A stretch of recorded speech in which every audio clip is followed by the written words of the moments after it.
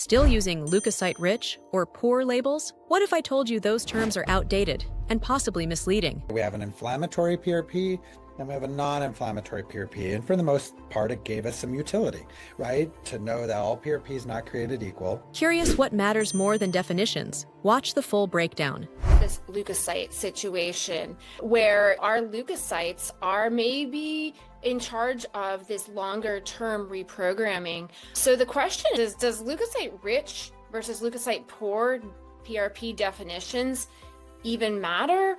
Are we not talking about the right things? Are we talking about the right things? So maybe can you illuminate the situation a little bit? Yeah, well, it's a good question. And, this whole thing, I think, is a little bit our fault. And I just want to explain a little bit. When Alan Mishra at Stanford did the first PRP injection, and then we started to say, well, wait a minute, what are you injecting and how is it working? And so we started to do trials with the different components of cells and factors within PRP. And it led to the understanding that if we included neutrophils within the PRP in an animal model, it led to inflammation. And if you took that away, then it led to an anti-inflammatory effect within the animal model. And so then that's how this is born, right? So then it was this, okay. Don't forget, if you want more about the business of orthobiologics, I have a podcast, or you can go on my website, the business of orthobiologics, and tune in. We have an inflammatory PRP and we have a non-inflammatory PRP. And for the most part, it gave us some utility, right? To know that all PRP is not created equal. And be careful, because if you put neutrophil laden PRP in a joint, be careful. And I'd be happy to address any literature that's out there from Europe on this. But anyway, so then it is, okay, we gave it the name, but then the name over time is probably a poor one, right? Because we have a consortium called the BARB network. And so we're collecting PRP and we're looking at people who respond versus don't respond to PRP. And what we're finding, there's two big findings thus far. It's going to change as we get more and more data, but there's two big things. Number one, in using PRP with greater platelet concentration tends to create more of a response in humans, right? So these systems, and there's literature to prove this. You concentrate it 1.5 times or 2.5, there is not much response to PRP injections. So higher concentrations, 4-7 times concentration, that's what the new data is showing. So that's number one. Number two, lymphocytes are positive.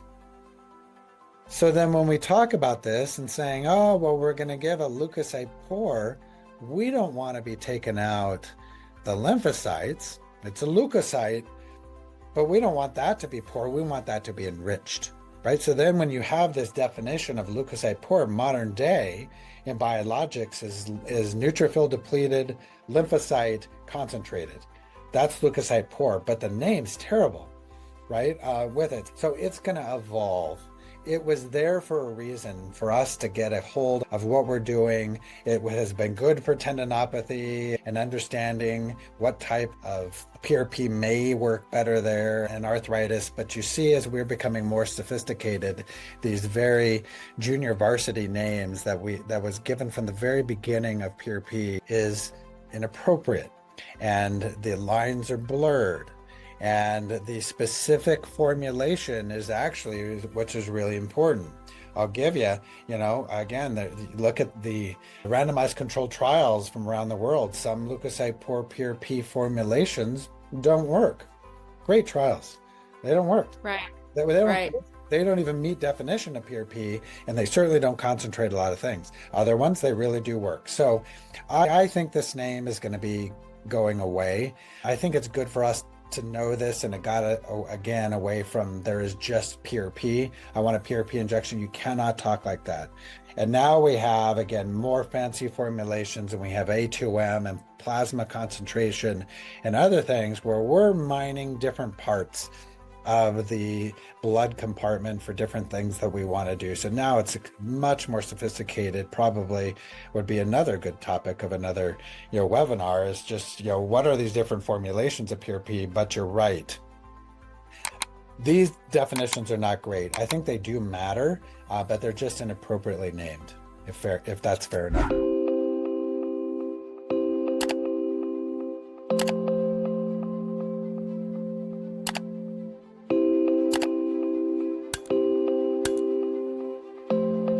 Don't miss out. Please subscribe to our newsletter now to stay ahead of the world of orthobiologics. You can find the link below. Additionally, if you're ready to start this journey with me in my Orthobiologics Masterclass, come join us.